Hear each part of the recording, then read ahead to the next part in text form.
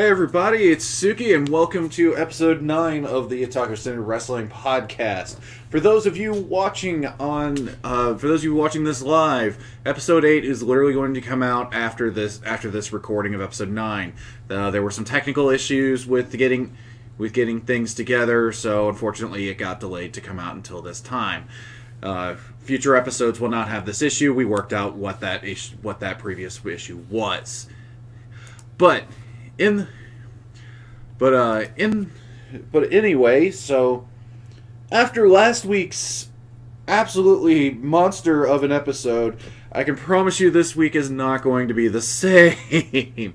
We're definitely off the SummerSlam high, and we're back into kind of just following everything as it goes along, and we're just trying to keep up with all the stuff that goes on.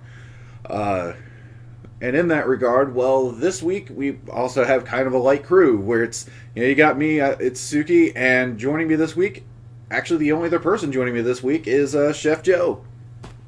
Oh, yeah! We gotta get swifty! Oh. Right. But, oh man, so... Oh, wait, well, look at that. Hang on. So, at last second edition, AJ joins the party.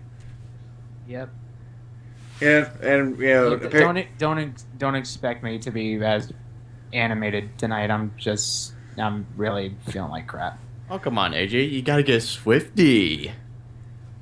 Chef, I'm not in the mood. Oh. I'm serious. Oh.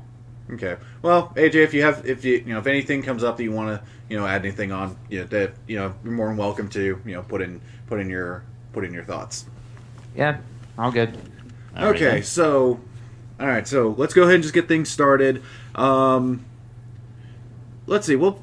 I guess we'll just go ahead and talk about anything really that interesting come out of the storylines out of WWE this week. The obvious thing happened that with Night of Champions following Seth Rollins getting both titles, now he's got 2 matches. So, and that was basically the whole big thing to end Raw this week was John Cena's like, hey, guess what? I've got a match for that U.S. title. Guess what, bitch? You're facing me and Sting in the same night. That is definitely going to be very interesting. Because that also, I will admit, that does bring up the question that kind of makes Night of Champions a little interesting to figure out. Mm-hmm. Does he drop the U.S. title, or do they actually let Sting have a run with the WWE title? That does bring up a good question, and honestly, I do like to see Sting held the title for just a little bit. And granted, seeing as Seth Rollins probably just as the U.S. champion, it's definitely an interesting thing, but I'm not really sure how long he's going to hold it for. Yeah. But the only reason I think he keeps the WWE title is it seems every challenge that's coming before him now is pretty much saying, this is why you're not legitimate. This is why you're not legitimate. And it's now this title run is now turning into Rollins making it legitimate. Mm-hmm. In addition, the WWE Women's Championship is going to be online too, with Charlotte versus Nikki. Yeah. So yes. Sorry, I got an email from my sister. So. We're within 2 weeks of our wedding, so she's starting to freak out a bit. Oh, yeah. So update from real life. Yeah. So So anyway, okay. So yeah, that's.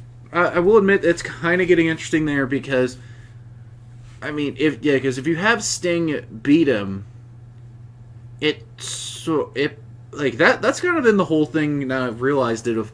If anybody, the last couple were to beat Seth Rollins, it would pretty much make the point that, he was just a standard heel champion. He was just there, sort of thing. Right.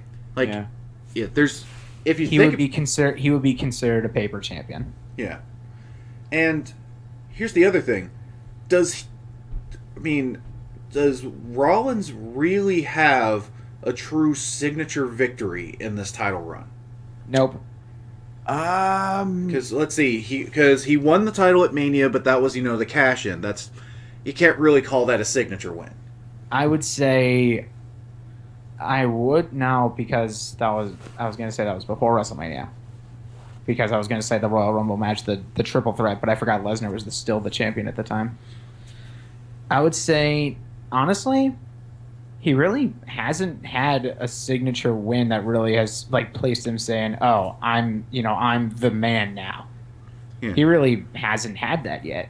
Yeah. Honestly, I kind of view him as a really true heel. I would say heel champion. Honestly, he's doing as much as he can. I would say he's like how The Rock was back in the Attitude Era. Like how The Rock usually got away with a lot of championship victories when he was with the corporation. Oh. So in a way, they're kind of playing back to that. So maybe that's how they're looking at Rollins right now. But Rollins really needs a signature win to really legitimize this championship reign. Because right now, whenever I see Rollins, it's weird. You see that it's like the WWE Championship right now is honestly irrelevant. It really is irrelevant. No one really gives a shit too much about that. If anything's going on right now that's catching a lot of my attention, it's the tag team division. We'll get into that later. All right. Yeah, and that's really a good point because even we've seen heel champions that do this in the past, but there's always at least that one victory that is you have to have at least that one clean victory that basically says, hey, guess what? I don't have to do it, dirty. I don't have to do it with any sort of stipulation. Because tell you right now, it's not going to be against Sting. Yeah. I don't think so either. I am wondering how long they want to run this. If they really want to have Rollins run through the year. Because Rollins has been champion since WrestleMania. Yeah. So I would think they want to keep the belt on him because they're obviously building towards something. They wouldn't just bring Sting back for a one championship match and then have him go away for God knows how long until we see him again. Yeah. I'm still convinced. Honestly, I'm still convinced that next year at Mania, it's going to be Sting and the Dead Man. I'm still convinced. I just have this feeling in the pit of my stomach. We may not see it the night after SummerSlam like most were predicting, but I can see it happening. I can see it clear as day that that's what they're going for. They wouldn't just bring Sting back for no fucking reason. Yeah, you do got a point there, and not to mention WrestleMania next year is in Texas. Yeah, so I'm thinking this is like the Dead Man's farewell tour. This is my have him go out on his back at WrestleMania, have him lose again, and then that'll be okay. The old gunslinger is leaving town. Yeah, that's it. Have this be the end for the Dead Man. Yeah. Though granted, I still don't. For some reason, I've been hearing some people saying that it's going to end in no contest. They're thinking it for the last match, which in a way, I can kind of see it, but I don't see it happening at the same time either. Yeah, but we're getting off topic. But Seth Rollins, he needs this one win in this reign to make it legitimate. Because right now, honestly, the only equivalent that I can make this reign, I know some people are going to chew me out for this one, the equivalent of this reign is like the Jack Swagger title reign a few years ago. Oh. Shots fucking fired. I don't care. Yeah. And, here, of course, conversely, the other major rumor going around for Taker for Mania coming up, which seems like a very legitimate option, is that'll be Brock Taker 3. I heard it was going to be Brock and The Rock. That's what I've been hearing too. I heard it was going to be Lesnar and The Rock for the title at Mania next year. Ooh, that's what I heard. That's just a rumor. I could be dead wrong. I still would like to see that though. Yeah, I'd like to see it too. Just because the last time I saw The Rock and Brock Lesnar in a championship match, The Rock got his ass handed to him Oh yeah. Was the last in a time? championship match. Was the last time those two faced off in the championship match when Lesnar took the undisputed title at SummerSlam? That was It that was was. that was at Oh, no, SummerSlam. SummerSlam. That was at SummerSlam 2002 Yeah. at the Nassau Coliseum. I do remember that. I remember watching that, and I'm like, Lesnar just beat the living shit out of one of my heroes. This guy is the next big thing. In fact, yeah. In fact, Lesnar still holds the record for youngest world champion, right? Yeah, naturally, no. Oh no, I think it's Randy Orton. I thought it was Orton. Did Orton take that? Or wait, or Orton- we can. Well, Wait, I guess no. are We're we? talking the well, WWE Championship. WWE Championship, I guess. No, Brock he's the youngest WWE champion, while Randy Orton Orton is was the the youngest world- world heavyweight champion. Right. Okay. Right. So and now well, I guess with the current belt, does that mean Lesnar still holds the record for including this current belt? I would say yeah, honestly, because it's That's a still good question. it's still they say it's the WWE World Heavyweight Championship. It's still the WWE Championship. It's just without that big ugly gold belt next to it. I understand the history behind that, but that belt was ugly. I personally disagree, but we don't want to make this Yeah. podcast long. Yeah. Oh yeah, but that's yeah. So because Rollins is definitely nowhere near it. So, and I mean, you gotta think. It's gonna be a pretty much a long shot to see anybody really come near that record again. Because honestly because I was about Anyone out of NXT, maybe. yeah, I was about to say Finn Balor, but then I realized, oh wait a minute, no, he's actually not that young. No, he's not. Finn Balor's pretty old. He's not terribly old, but he's No, he's you know, a- he's a little bit He's almost older. 30, if I remember Yeah. correctly. Yeah. So he's up there too. But honestly, if this is the case and they decide to go this route for Brock and Taker 3, honestly, if they're going to do that again, they would have to really make it violent. They would have to really make this be like, okay, this is the final encounter between Brock Lesnar and The Undertaker. Because they were right at SummerSlam. Brock Lesnar, every time he's gotten into the ring with The Undertaker, Taker's always lost. Look back, look back at Unforgiven 2002. Taker lost via disqualification. No Mercy 2002, in one of the most bloody Hell in a Cell matches I may have ever witnessed. Lesnar beat The Undertaker inside Hell in a Cell. Yeah. And then, and then WrestleMania 30. And then, Taker finally got that victory over Brock. So if they're going to do this, they need to make this like, okay, this is it. This is the final time you will ever see The Undertaker and Brock Lesnar inside a WWE ring together. Not to mention... Let them tear each other the fucking shreds. Yeah, not to mention with Taker actually looking much healthier and everything, this will be kind of like a makeup WrestleMania match. Well, honestly, Taker still was gassed at the end of SummerSlam because if you remember, when Taker was going up when he was going back up towards the entrance area, he actually collapsed at the entrance area. Like right before you walked out, like right by the LED board, he collapsed and then just kind of crawled his way to the back. So, Yeah. but that's over any match when you have with Brock Lesnar. Brock Lesnar. He's a very physical guy. He's not the safest guy in the world to work with, I would think. Oh yeah, I mean, I've heard stories from Zach Gowen back when I was in JCW, and he'd tell me he is the roughest wrestler he ever wrestled in his life. Exactly. So. And this is a guy who wrestled Sabu a few times. Yeah, but we'll I see where wrestled things him. go, I guess. Yep. So, all right. So, besides the world title picture, it was kind of funny. Before that last segment on Raw, I was actually sitting there thinking, hey, it's a Raw without John Cena. That's interesting. And then his music hits. I'm like, okay, never mind. I was during that entire segment. I was actually in the same. I was in the same camp. Oh my god. So Hang on, I got a text. That ding was a text message. No, I'll look at that in a second. But what was I gonna say? Right. Yeah. During that, I was in the same camp. I was thinking, yeah, this Raw is going on. This Raw is going to end without John Cena. This is going to be incredible. A Raw without Cena. Dun, son of a bitch.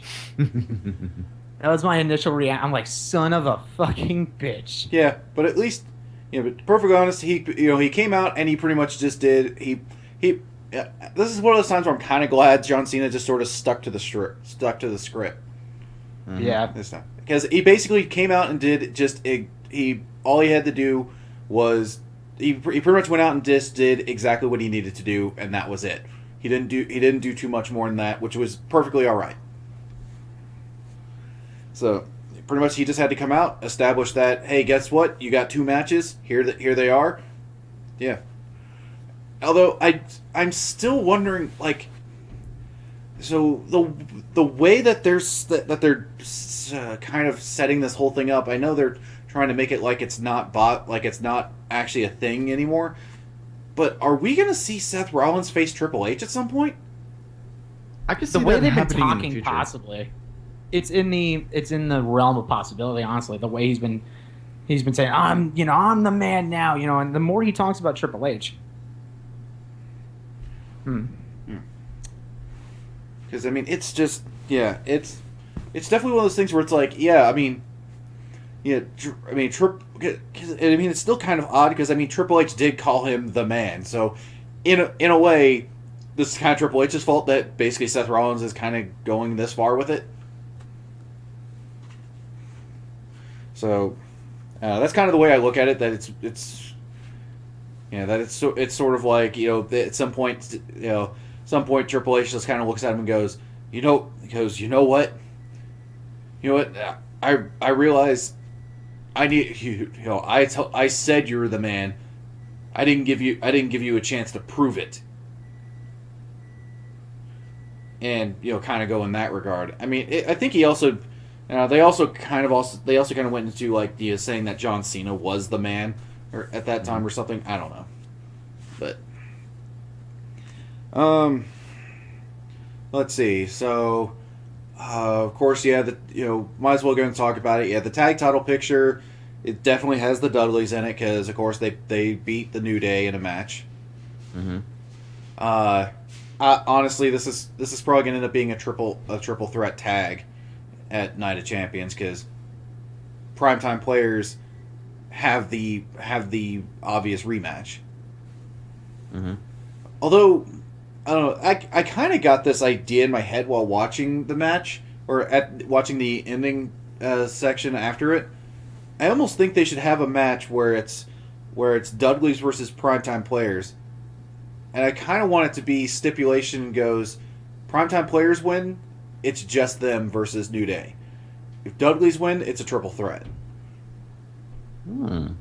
Instead of just straight up saying it's for the number 1 contendership, I say it's the Dudleys. The Dudleys beat. If the Dudleys beat the number 1 contenders, then they're put into the match. I like it. I'm pretty sure that's not how it's going to go, but that's my idea. Right. Honestly, WWE, hire Suki already.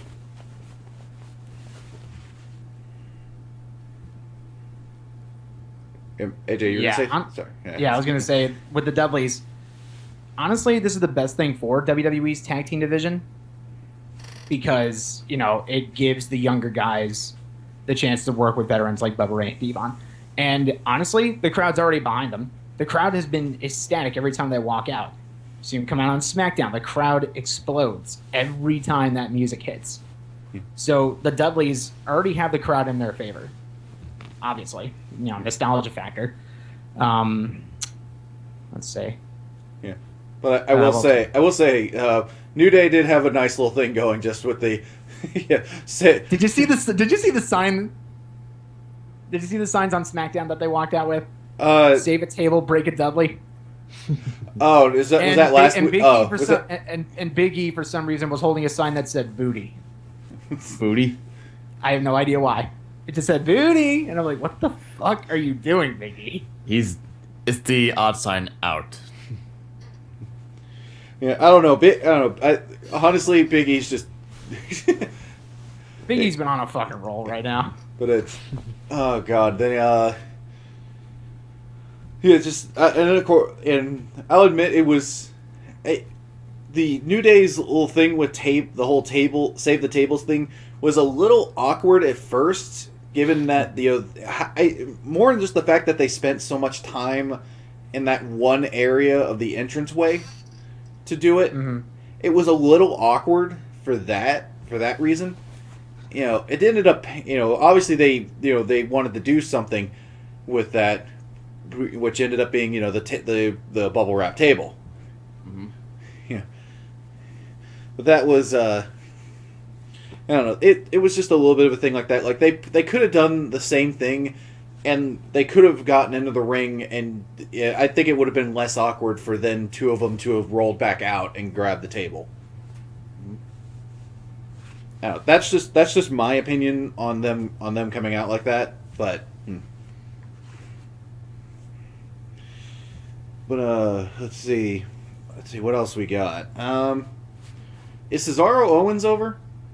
No, they had a match on Raw. No, I know that's, but I'm just saying, does that match end it? Honestly, I don't know. I'm not sure it's like that they're a little bit in limbo of what they're gonna do with Kevin Owens right now. Yeah. In a way, yeah. Which is scary because honestly, Kevin Owens he proved with Cena he can have a great feud. The only thing I could possibly see what they could do with Kevin is once Ryback is done with Big Show, they could probably put him in the Intercontinental Championship picture. That's the only thing I could possibly see with Kevin Owens. Right. But just want to go back to the tag team division for 1 second. The Dudley Boys, honestly, if they end up winning the tag team titles, I wouldn't be upset about it. I don't care. I want the Dudleys to be 10-time tag team champions, and it actually has been confirmed. I think I confirmed this last week. The Dudleys have signed a multi-year deal with WWE, so the Dudley Boys are not leaving anytime soon. This is not like This is not like they're going to be here till Mania and then leave. No, the Dudleys are here to stay. They're full time. Yeah. Which is great. That's great for me. I mean, and I have no shame when I say this. I already have that. The new Dudleys T-shirt. Mm-hmm. Ordered that last night. Nice. So I got that coming in the mail. Sweet. But let's see. You guys mentioned Ryback and Show.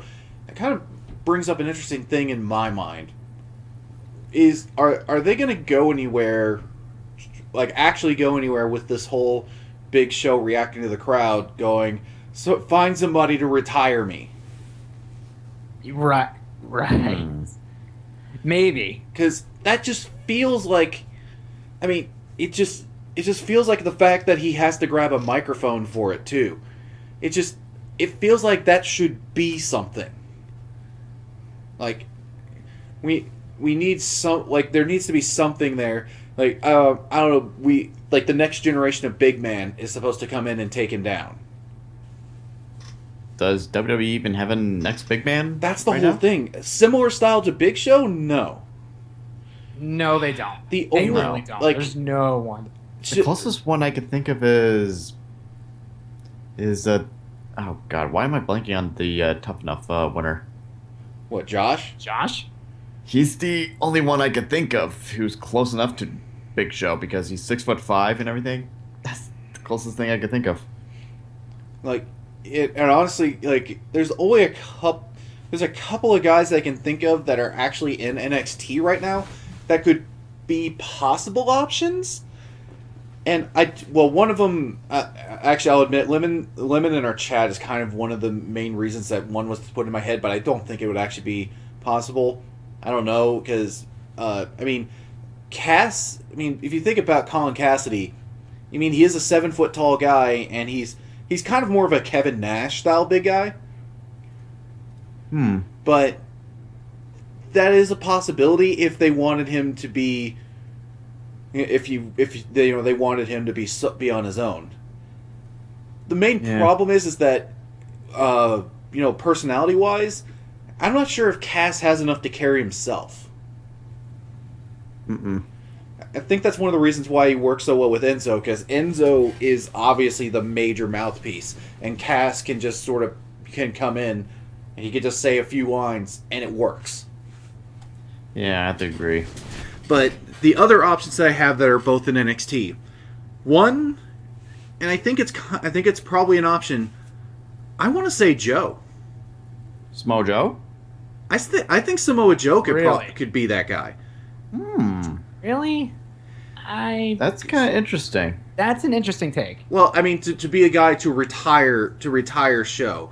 I guess if you're talking about like a big Samoa guy, Joe to retire the Big Show? Samoa Joe just in his style. Because think about it, he can jump up there and he can get the coquina clutch on him no matter what. Right. Now if Samoa Joe can pull a muscle buster off on Big Show, that'd be amazing. Oh god. Oh man, wow. Tails, I don't sorry, Tails in our chat, which show is a legend? We have a legend killer.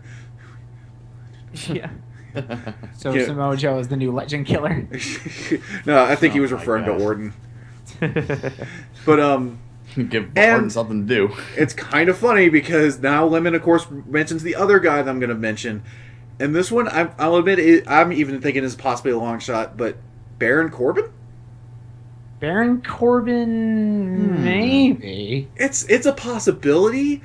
I can see it, but I don't know. I don't know if he's too new, and too like if maybe this if we're looking at maybe this should be somebody who's more established versus somebody coming in and basically taking the spot sort of situation. And Baron Corbin would be that, and we'd end up with the classic, the age old phrase for Big Show to go out on his back. You'd go out on your back to push over a younger talent. Baron Corbin would be a perfect example of a younger talent that Big Show could put over that way. Mm-hmm. It's it's there, but I can definitely see them not doing that route. But Right. but otherwise, yeah, there's really WB doesn't have anybody in their system that's as similar to Big Show that could go in there. I can't.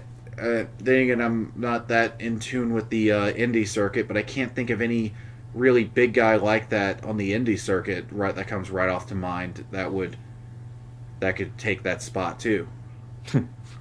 Matt Morgan. That WB already tried Matt Morgan, didn't work. Oh yeah. No, it did not. Isn't he retired now?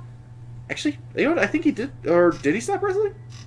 I think so. I don't remember. Matt Morgan? Because I know he's not doing TNA anymore because he's not over there. Let's see. Yeah, he's retired. He retired last year. See, there you go. Okay. Here, and let's see. So, yeah, that's kind of one of those. That's kind of something to think about because, Big Show has said in interviews that he's pretty much ready to step aside. Mm-hmm. He's getting up there. Yeah. Yeah. So, all right. So let's see. Anything else that the storylines that I'd like to talk about? Besides the whole Sting stuff. Well, we already talked about a little bit about Sting, but let me think. Other than that, what else was? Oh well, I will say it was kind of interesting with the.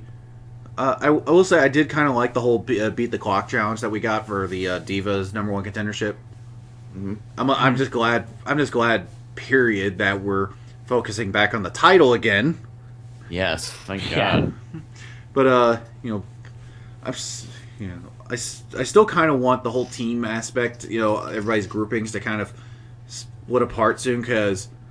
Well, really, I just want Becky Lynch to have her big match soon because I want her to have her full entrance back. I want the freaking Edge fog machines going again. Yeah, I totally want to see that too. But so out of that, Charlotte is now going to face Nikki Bella, and that was kind of interesting. That was kind of interesting. Beat the clock challenge because Becky Lynch did put up a substantial time in like it was like 3:20, something like that. Mm-hmm. And then Charlotte just comes in and basically like, bitch, please. Yes. But and I am kind of I will say I am at least glad that it wasn't Paige taking the shot. I am glad that they let one of the new girls come in and take the shot. Yeah, I think Paige. I would like to see her go back again eventually, but I think it's time for some of the new girls to shine a bit. Yeah. So we're looking at that.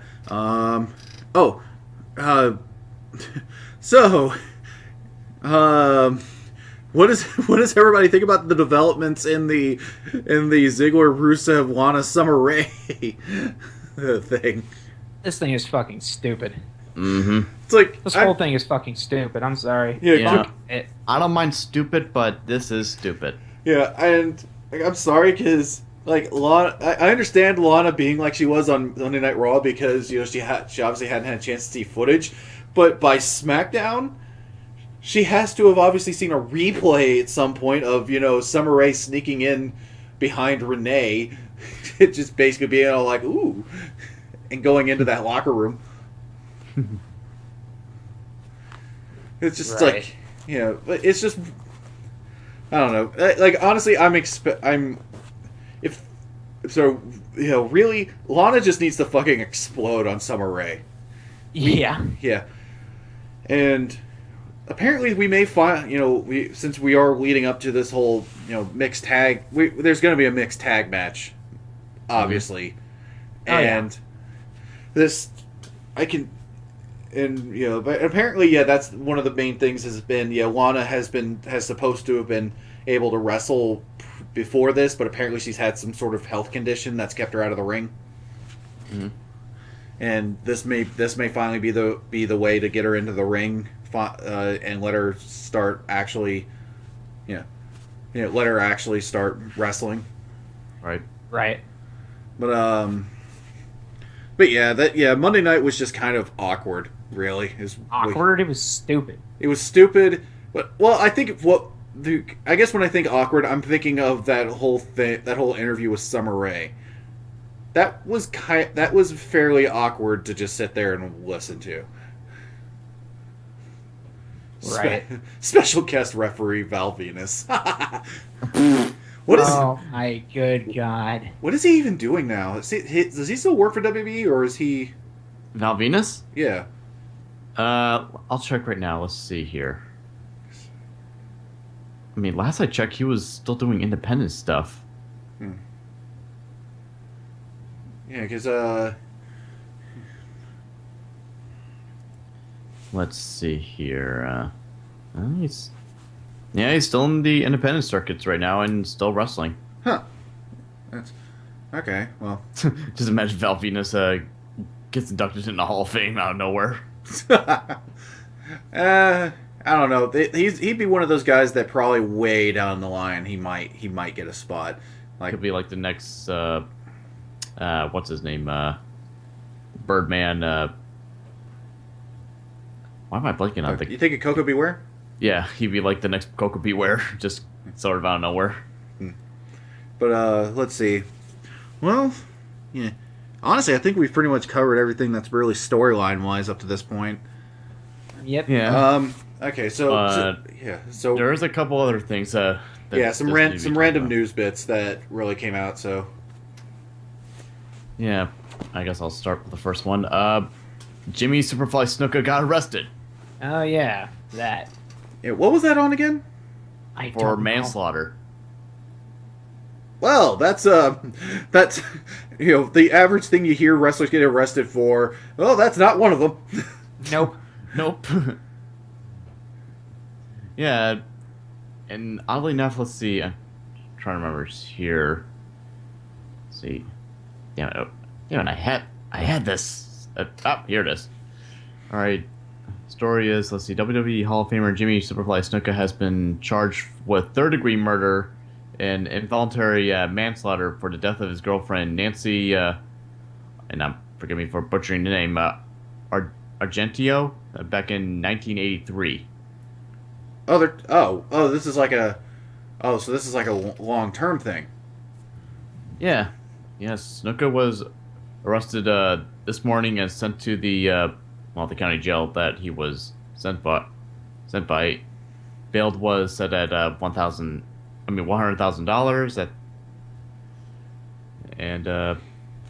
Yeah, that's pretty much it. Huh. So they're trying. So that's gonna be kind of a hard sell in that case. I think, because I mean you're looking at a 30-year-old case then at that point. I know. Right. I'm just like, how are they gonna? And it kind of makes me wonder, how is WWE gonna react to this? Let's see. Actually, I forget if it's already happened before at this point, or if Sin Cara's just joking and not sure. But I don't know. Is Tamina gonna keep the Snuka name, or is she just gonna be Tamina? I don't know. That's a good question. I guess it just depends on all the evidence. Like, if everything's all cleared out and everything, and then she might. But if it does, then she's gonna have a rough career. Yeah. Mm-hmm. Yeah. So there was that one. That's that's gonna be something interesting to see. Because like I said, it's a 30-year-old case. Not how they finally got evidence to be able to charge Snuka in the first place. That's interesting. Yep. But on a current crime-related thing, there is what happened at the Performance Center. Oh yeah, some guy got shot. Yeah, a crazy guy. Yeah, a crazy guy who has been stalking one of the divas. We don't know who. I've been hearing rumors it's Lita. Lita? There was rumors there was Lita. There was rumors that it was AJ Lee.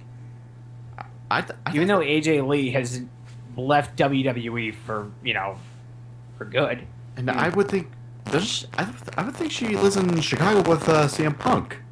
Yeah, so I doubt it was AJ Lee. But apparently there were rumors going around saying it was that, but well, granted, AJ, I think she's technically still contracted by WWE. I think she just does some stuff here and there, but she's not wrestling. Yeah, but apparently this guy has been causing issues before. WWE did file a restraining order against the guy.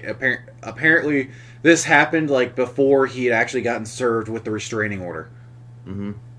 Like, supposedly he's been spreading fecal matter around the Performance Center.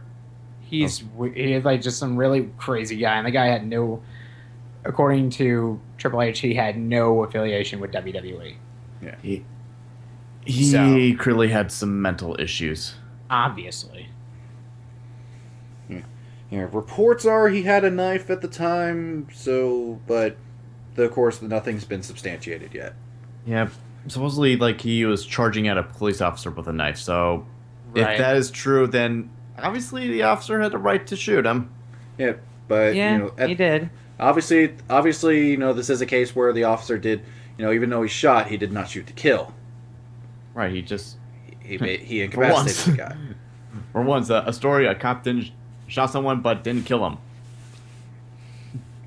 Yeah, but let's see. Let's see here. So there was that one. Speaking of people in the Performance Center, well, there's somebody who's no longer in the Performance Center. Oh yeah. Which kind of brings up an interesting topic, which might be something worth discussing for a little bit here.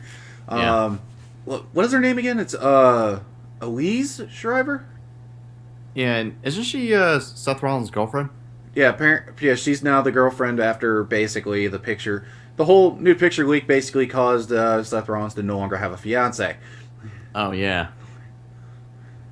So pretty much he was like, well, I guess I'm with this chick now. And the new Zara Schreiber. Okay, that's apparently the name. Zara, maybe, I guess how you're saying it. How you say it. But so yeah, I'm not sure where I got Elise from. Maybe I was reading something earlier today and had that name in it. Right. Anyway, so apparently some stuff from her Instagram and stuff like that from before she signed with the company came up. Like, we're talking almost 2 years before she signed with the company. Right. where it had some stuff about Nazis, it had some derogatory like racial stuff in there. And as one news outlet was quick to point out, a My Little Pony character dressed up as Hitler. I think that was Oh Pinkie my Pie, God. if I remember correctly. No, I know the image that they're talking about. It's like a generic Generation 1 pony with like with like the Hitler mustache and an armband. Oh. That's literally all it is. But yeah. Apparently, this stuff came out. It was sent to Triple H, and she's now fired. Right. And this kind of brings up the point of discussion on this one. Should you? I mean, for something that long before, and obviously nothing has been shown since. Do you really get let go for that? To me, this is how I view it. Like, some employers, they obviously sometimes they check your Facebook or your or whatever social media outlets that you have before people hire you. Which, in a way, I think that's wrong. But besides that, in a way, WWE kind of should have been aware of this before, and they should have been like, "This is the past," and they could have at least like talked to her about this first, and she would probably like, "Oh, I have that." She might have forgotten that she had that posted or something like that, because it was, I don't know, what it was like years ago that she posted 2012. those. So it was like 3 years ago. So she probably could have forgotten about those posts there, and WWE could have just been like, "Hey, we noticed you have this. Hey, what's this about?" And she'd be like, "Oh, I forgot I had this. Don't worry, I'll delete it," or something like that. They should at least like talk to her first about it, because in a way, this is kind of stupid if you ask me. Yeah, and before anybody tries to say anything on this, no, we don't support like propaganda of Nazism. We don't support any sort of racism in that regard, or Right. anything of that nature.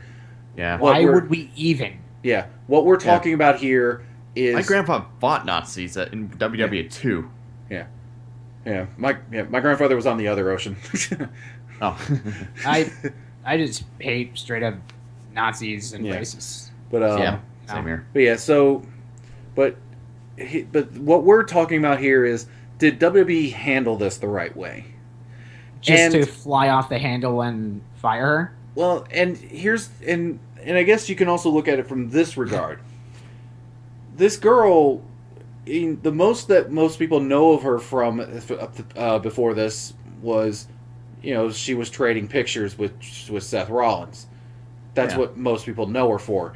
She's Yeah. not, and so she's not like a mainstay diva already. Right. Yeah, she's still developing her character. She was developing her character. So, and apparently she was about set to debut on NXT. I don't think she's set no, to she- debut on NXT. Wait, it wasn't. no. Well, I don't think it was wasn't that. No, it wasn't Nia Jax. No, I think I was Nia about Jax to is still say. set to debut. All right, and- good. It wasn't Nia Jax. So I'm actually pretty excited to see. Yeah. So, with this, I mean, it's basically, I guess the way you can look at this is she's expendable. Pretty much.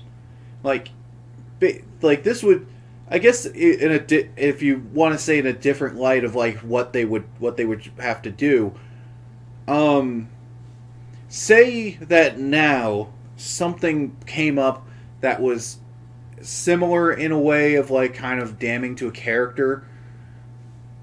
Say this happened to John Cena, like they found something from back in like '98 that he did. At that point, WWE would obviously start weighing the options more.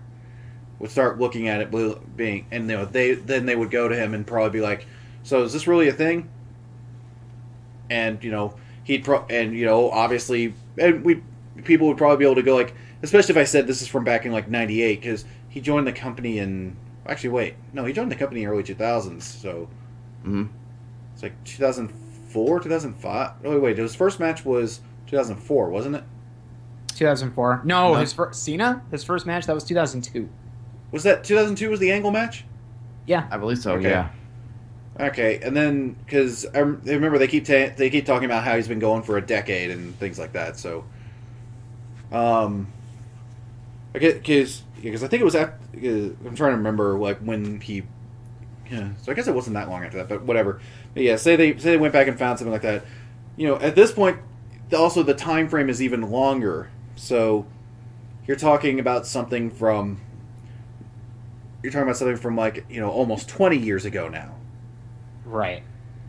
Then you kind of look at it as, yeah, this was way past. Then, this is 20 years later. Where are the signs in that meantime that he's still been like this?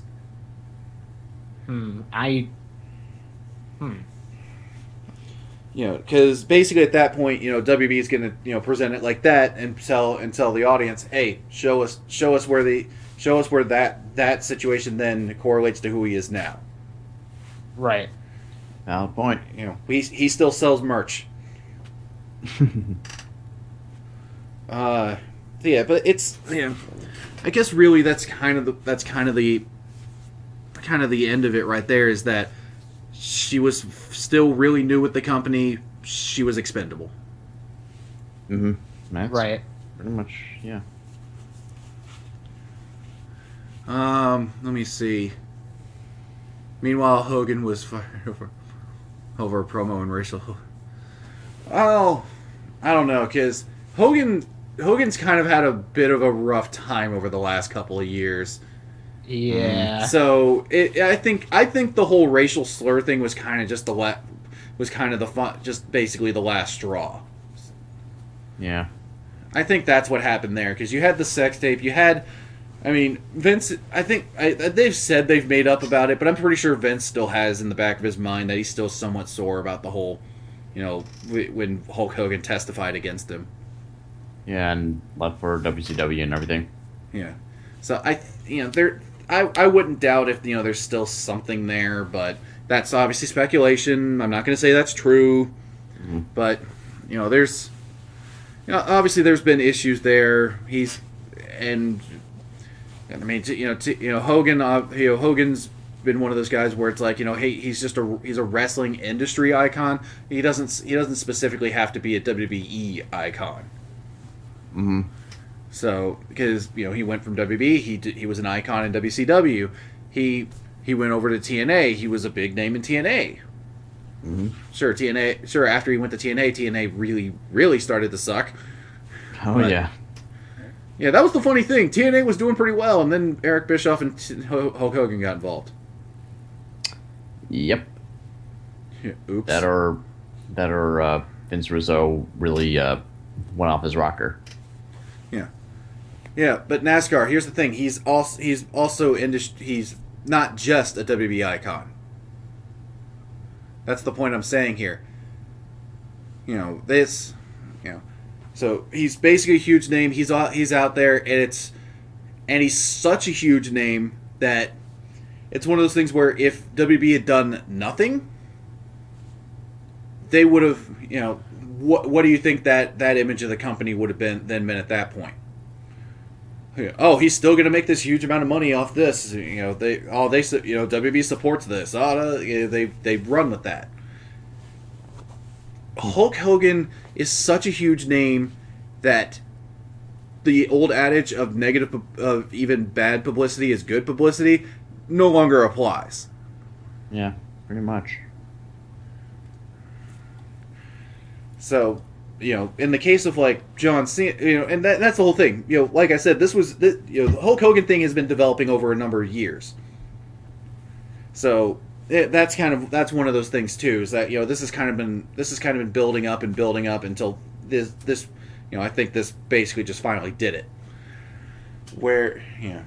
Whereas like I said, if they found something from way back in the day on Cena, there'd be that whole thing of like, okay, tell us why this affects him now. Oh yeah, and I guess since we're talking about Hogan, let's bring up that little piece of thing, where apparently I'm not taking this seriously, but oh yeah, Hogan has apparently said that he would totally run as Donald Trump's vice presidential candidate. I've heard some some things that Hulk Hogan would like to run for president in the near future, but Oh dear God, no! Please. I'm just Oh, like, God. no. I'm just like, Yeah. no. I'm sorry, but I mean, my God, no, Sorry, Hogan, no. Just warning, if we don't finish, if you guys start hearing like a ringtone going off, that means I gotta bail because I might have a call pretty soon. So. All right, no problem. Just giving you guys a heads up. If That's I all right. bail, that's all right, because we're honestly getting pretty close to wrapping up anyway. Yeah, we're closing in on 10 o'clock. Yeah.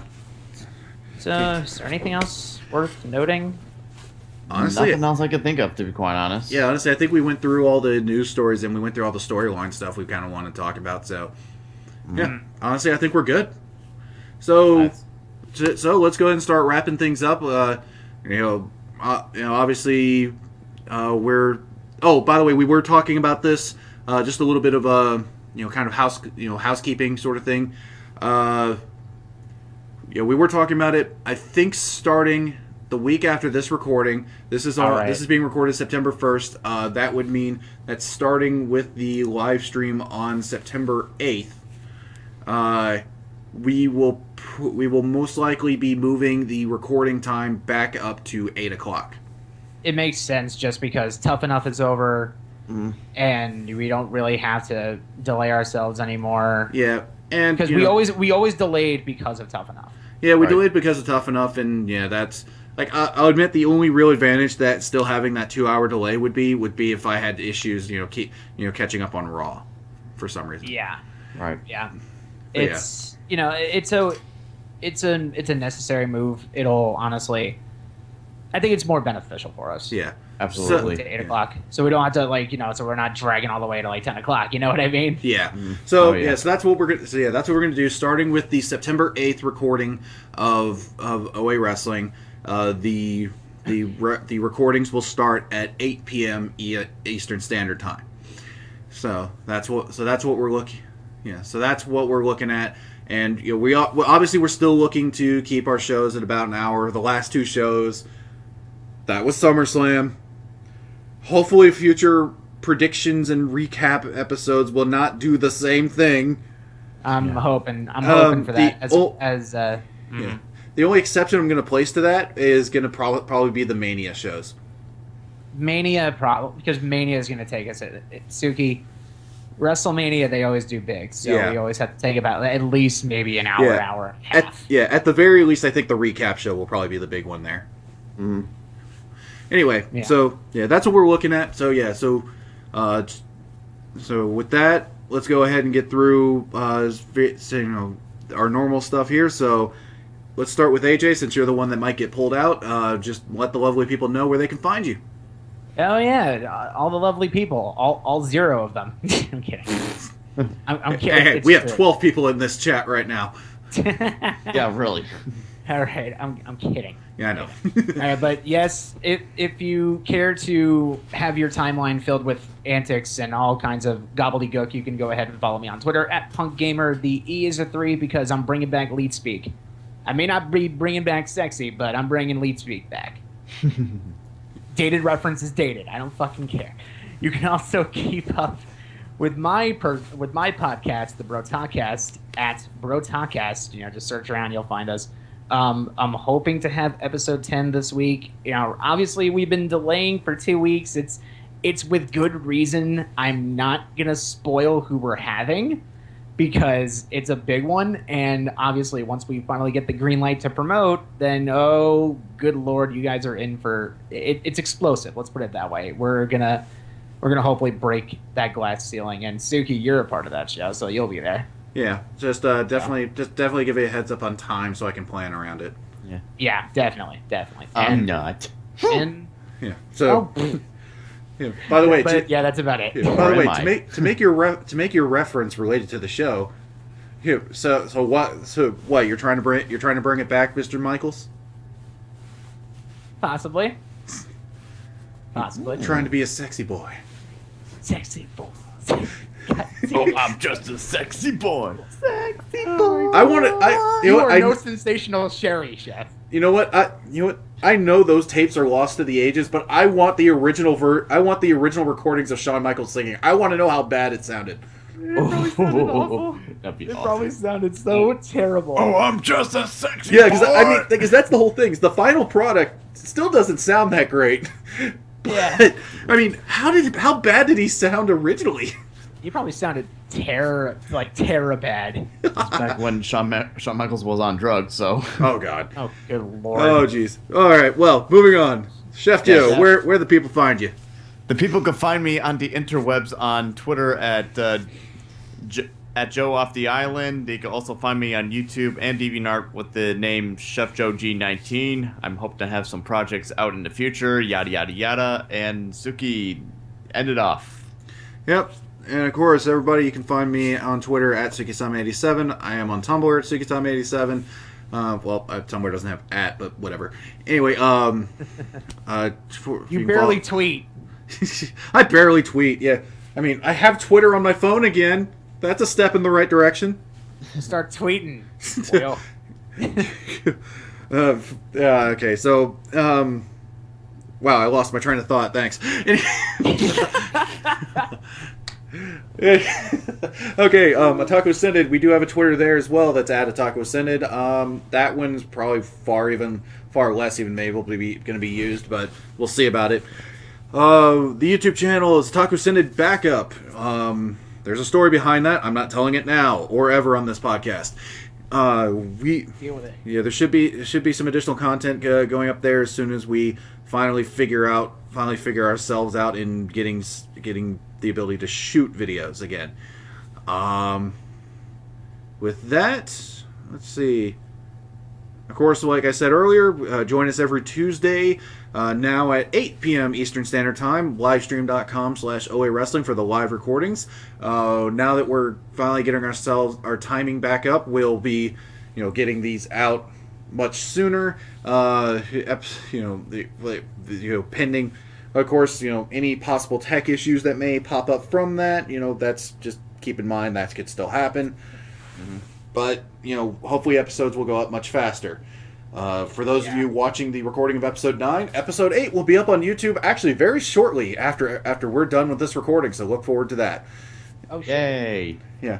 So anyway, I think we're officially done there. We've finally gotten our time back down to normal. I'm kind of glad for that. So we're not taking up your too much of the people's time. You can get back to doing whatever you're looking to do.